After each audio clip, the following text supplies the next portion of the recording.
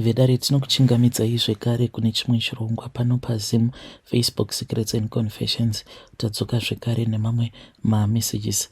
Rekedzai tibva tapinda mumamessages edu atadzoka takakubatirai. Message yedu yekutanga yakamira sekudai so: hanzi makadi zvenyu mukoma, ndinokumbirawo kuti munge muchindiposterawo nyaya yangu makavigawo chitupa changu. Inini ndiri mukadzi uyo ane makore 28 ekuberekwa, saka I have since given my life to Christ. Ndakauyawo kuno kuSouth Africa. Pandakauya kuno kuSouth Africa ndainge ndiine makore 21 years ekuberekwa.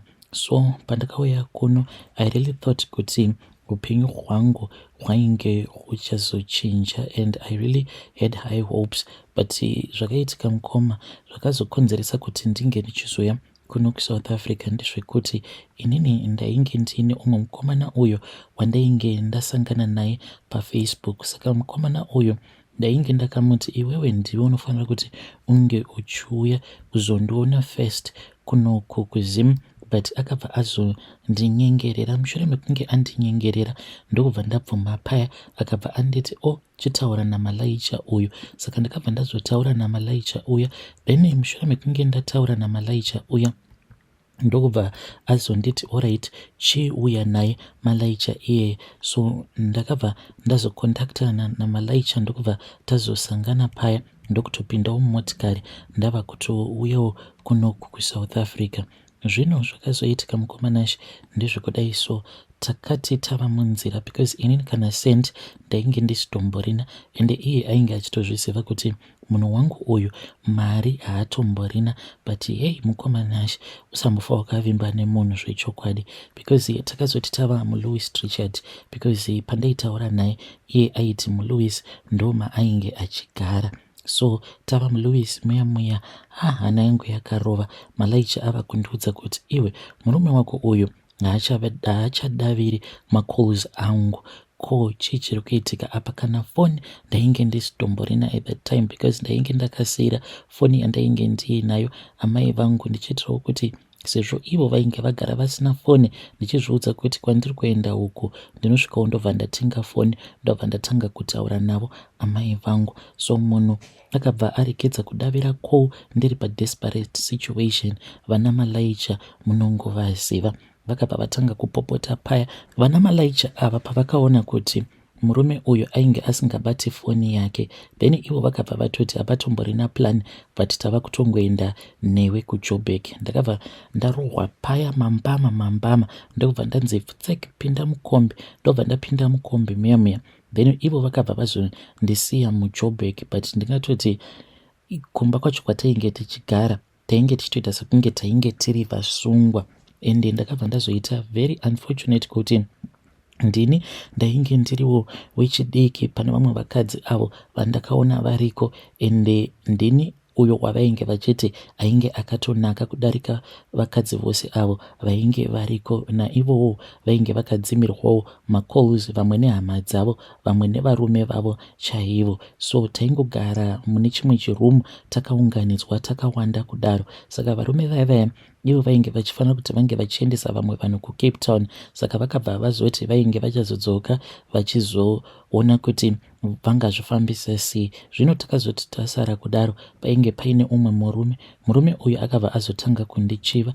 Murume uyu ndokubva achizotanga kurara neni, aindivigirawo chikafu, iniwo ndaitora chikafu chiya ndisingazivi kutoti kundivigira kwaainge achiita chikafu yainge iri nhau yekutoti ainge achitondichiva. Zvadaro murume uyu akabva azondimanikidza kurara neni, ndikangoti akatongondibata chibharo murume iyeye. Ndainge ndisitomborina kana choice, ndokubva ndabvuma paya ndikabva ndatanga kurara naye murume uyu.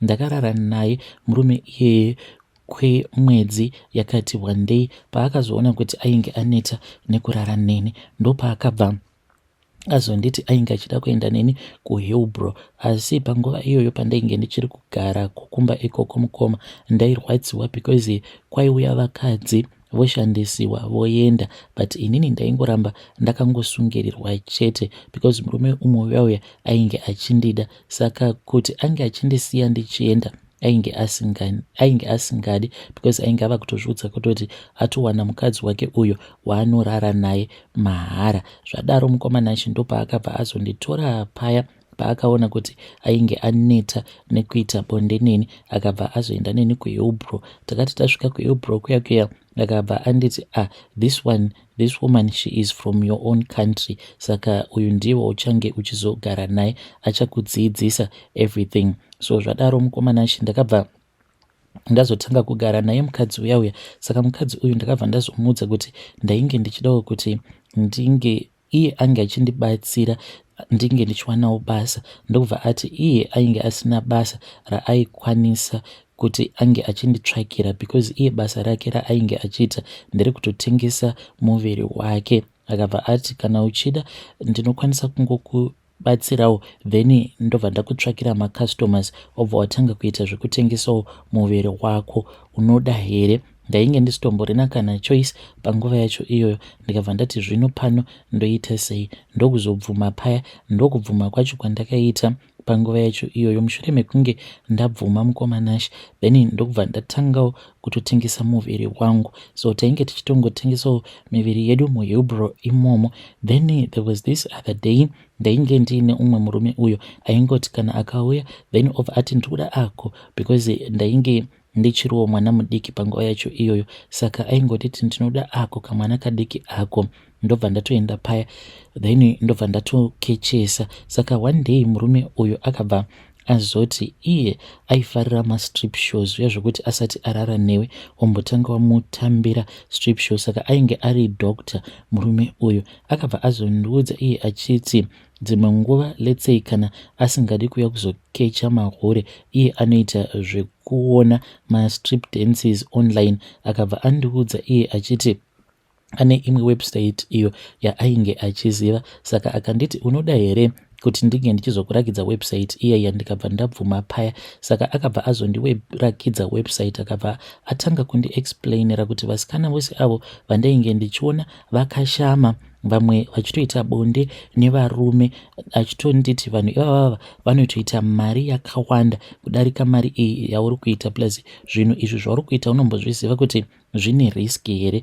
Zviri nani I think kuti iwewe unge uchingoita izvi zvekuita mastrip dances online kuvarume vekuti aumbofi wakasangana navo, plus zviri safe, unozvionawo sei? So ipapo mukomanashi mushure mekunge andirakidza website, ndakambotanga ndaramba, but akabva atanga kundicalculatera mari dzimwe idzo dzaainge achiti vasikana ivavo vainge vachiwana, dzimwe dzavainge vachiitwa matip off nevarume just dancing in front of the camera. Ndozvaakandiudza. Akabva anditi hazvisi kana dangerous right now, uri kuramba, but unoziva here kutoti Hillbrow is very dangerous, zvekuti unokwanisa kungopondewa mushure mekunge munhu ati ari kuda kuenda kunorara newe, obva akubhadhara, but in the end obva atokuponda. So I thought kuti this might be an easier way yekutoti ndinge ndichitotanga kuita mari. Ndopa ndakabva ndazobvuma paya, ndikabva ndazojoinawo website iyoyo.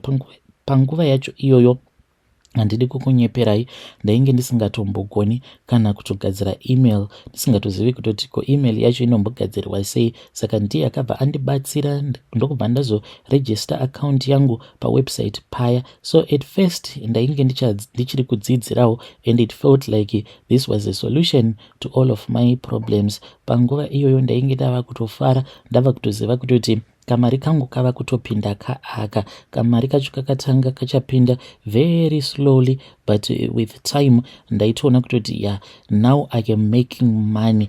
Kudzamara ndava kutorova mari chaiyo.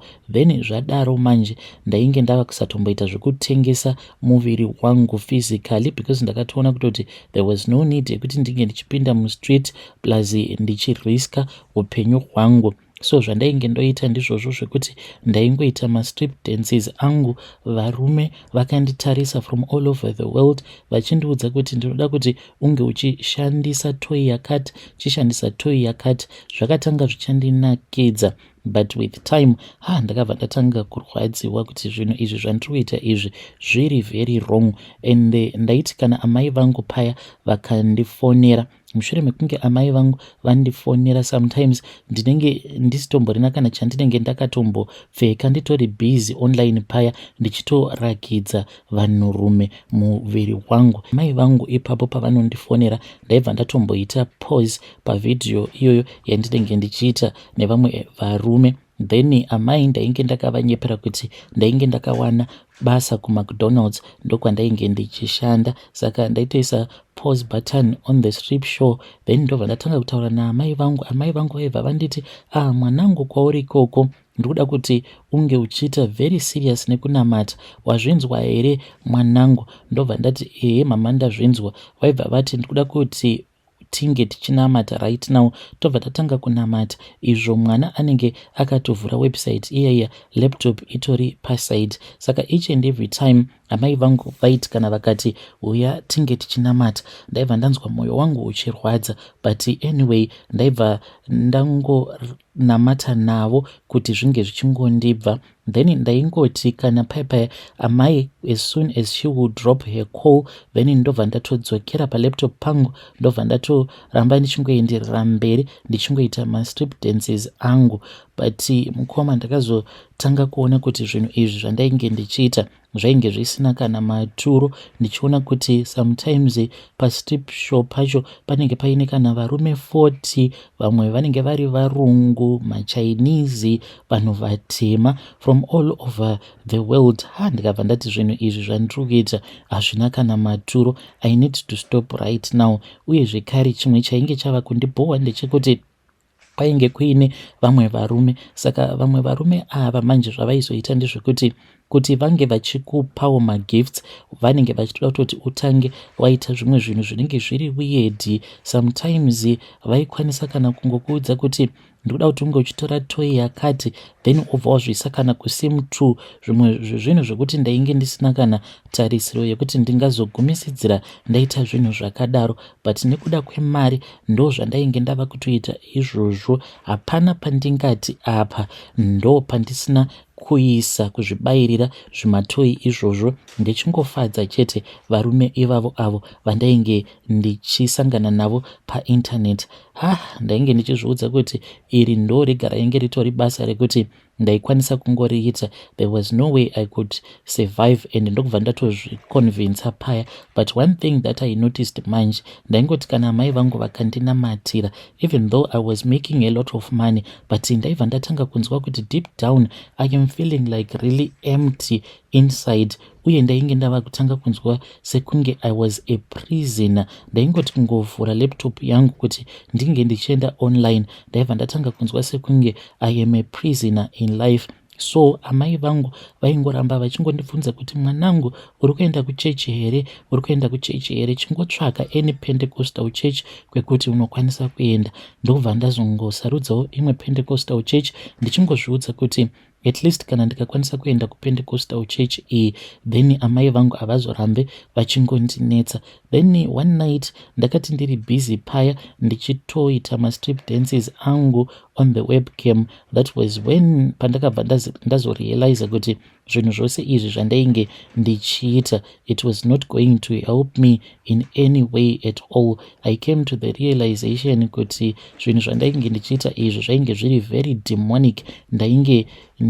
Ndainge ndava kurarama ndiri murima. Ndakabva ndazotarisa laptop yangu in the middle of that strip dance, ndikabva ndaona kuti online palive ipapo painge paine varume vainge vakawanda. Varume ava vekuti vose hapana kana wandainge ndichimboziva like physically. Ndikabva ndatoona kutoti varume ava, the reason as to why they were online live with me, it was not because vainge vachindida, asi vaitongondiona as if I was their piece of meat.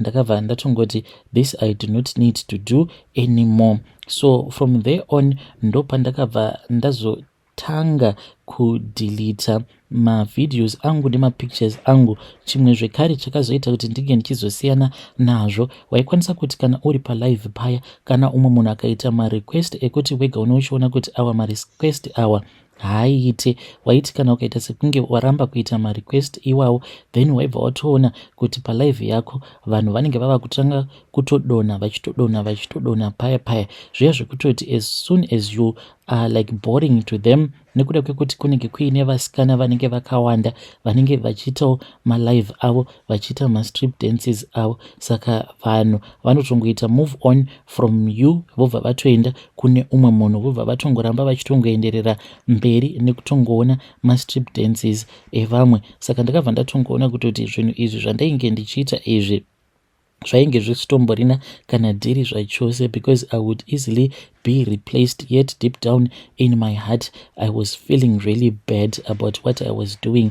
Zvadaro ndakabva ndangoramba ndichingoenderera mberi ndichienda kuchurch non-stop. So the more that I went to church, the more that I saw kuti what I was doing was quite wrong.